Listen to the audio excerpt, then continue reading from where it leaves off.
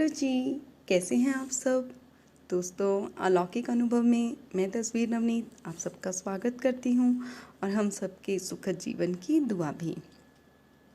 Thumbnail तो आप सबने देखा ही होगा, do mantras really help to protect child. जी हाँ, आज का विषय यही है कि क्या प्रार्थनाओं से चमत्कार होता है। जी हाँ, प्रकृति की भी अपनी पीड़ाएं होती हैं, अपनी ही अनुभूतियाँ और संवेदनाएं भी। वह भी आहत होने पर विलाप करती है और खुश होने पर झूम उठती है, बिल्कुल इंसान की तरह। जी हाँ दोस्तों, सृष्टि जब सृजन करती है बेहद खूबसूरत लगती है।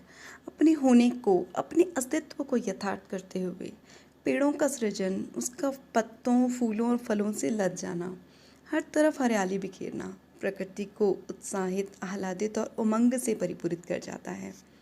सोचती हूँ बिल्कुल यही स्थिति, बिल्कुल समान स्थिति एक स्त्री की है जब वह सृजन करती है अपने ही भीतर से एक नन्हे से जीव का सृजन।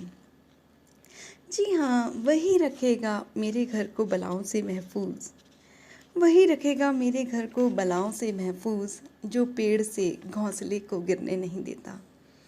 जी हाँ दोस्तों, जीवन के 16 संस्कारों में से जो सबसे पहला संस्कार है वो है गर्भाधान संस्कार।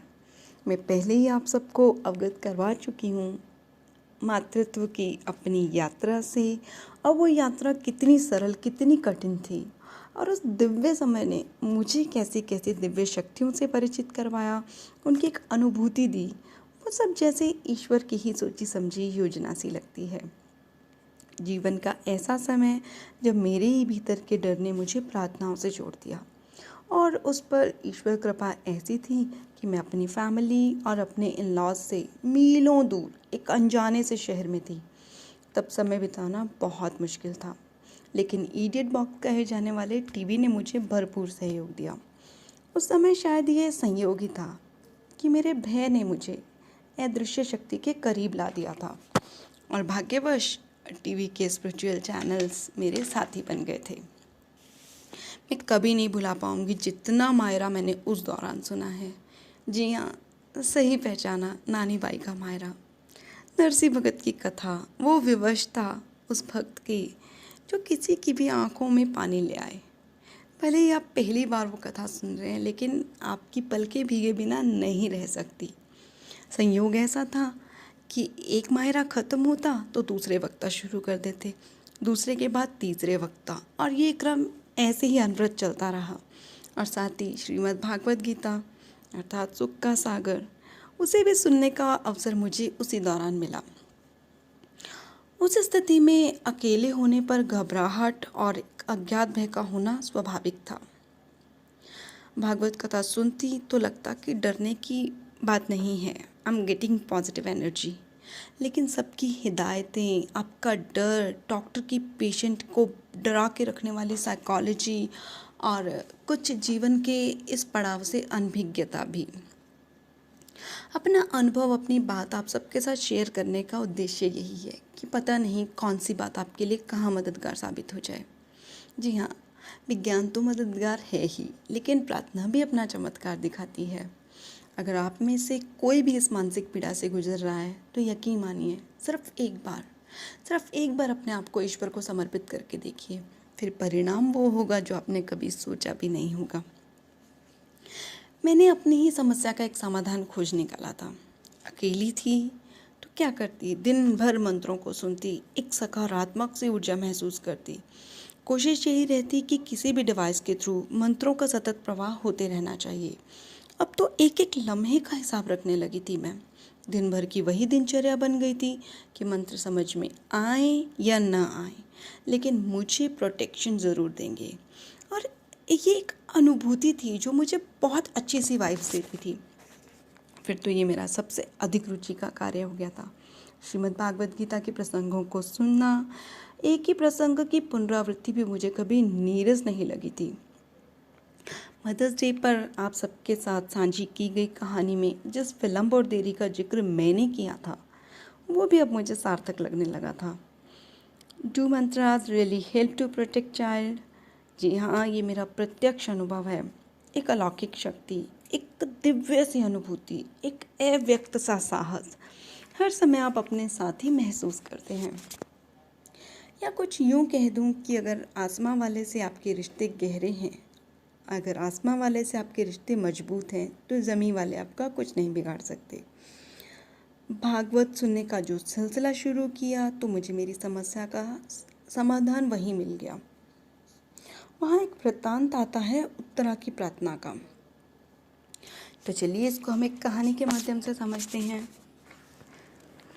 भागवत कथा पहले दिन से लेकर 7 दिन में किस तरह से वो कंप्लीट होती है उसको हम समझते हैं। भागवत कथा के पहले दिन की शुरुआत भागवत के महात्म्य के साथ में होती है, भागवत की महत्ता के साथ में। उसके बाद में बहुत से कथाकार एक प्रेत धुंधकारी की कथा है वो वृत्तांत सुनाते हैं कि किस तरह से प्रेत धुंधकारी को मोक्ष की प्राप्ति हुई। और उसके तुरंत बाद जो प्रसंग आता है वो है उत्तरा की प्रार्थना का। तो अब कौन है ये उत्तरा, किसकी पुत्री है, किसकी पत्नी है, किसकी पुत्र वधू है, चलिए जानते हैं।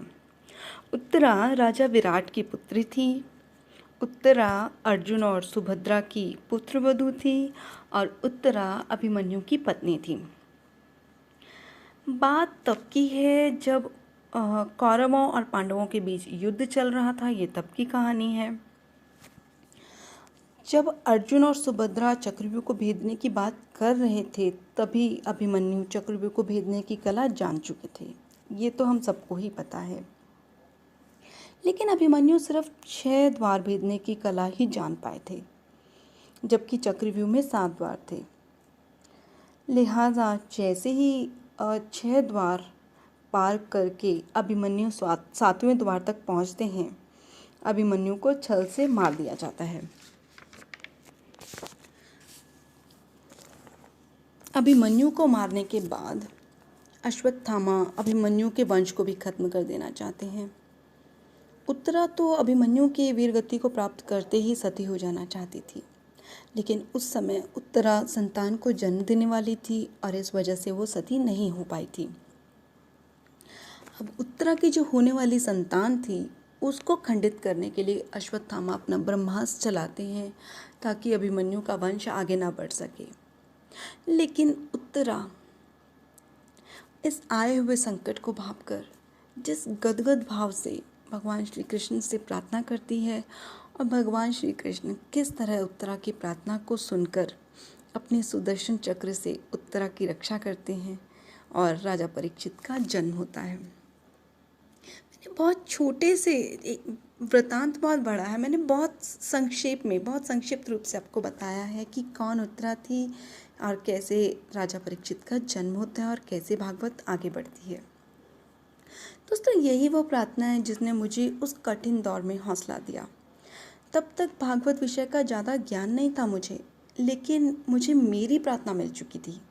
यही प्रार्थना कि ईश्वर, जैसे आपने उत्तरा की प्रार्थना को स्वीकार किया था, आप मेरी भी प्रार्थना को स्वीकार करिए। बस इस प्रार्थना ने तो मेरे सफ़र को बहुत आसान कर दिया था। ज़रूरी नहीं है कि प्रार्थना बहुत बड़ी हो और सधे हुए शब्दों में हो। मुझे मेरी छोटी सी प्रार्थना मिल चुकी थी और मैंने साक्षात इस अनुभव को अपने जीवन में जिया, भरपूर जिया। आज चाहकर भी ईश्वर से वो सामीप्य नहीं बना पाती जो दिव्य समय ईश्वर ने मुझे उस समय दिया था। मंत्रों को सुनते रहने का अजन्मे बच्चे पर क्या प्रभाव होता है, ये भी मैंने महसूस किया है। एक छोटी सी प्रार्थना ने मेरे उस कठिनतम दौर को इतना सरल बना दिया था। और मैं आप सबके साथ ये शेयर कर रही हूँ कि शायद आप में से ये प्रार्थना किसी के लिए मददगार साबित हो। एक अजन्मे बच्चे पर मंत्रों का क्या प्रभाव होता है, वो भी जीवन का एक और अनुभव है। उससे मैं नहीं, आपको कोई और शख्स रूबरू कराएगा। तो तब तक इंतज़ार करिएगा। अंत में मैं यही कहूँगी कि हवा भी खिलाफ थी लेकिन चिराग भी खूब जला। चिराग भी खूब जला, खुदा भी अपने होने के क्या क्या सबूत देता है। तो दोस्तों, अपना ख्याल रखिएगा, अपनी हिफाजत कीजिएगा। चैनल को लाइक, शेयर, सब्सक्राइब करना ना भूलिएगा। तो दीजिए इजाज़त। शुक्रिया, आभार, धन्यवाद।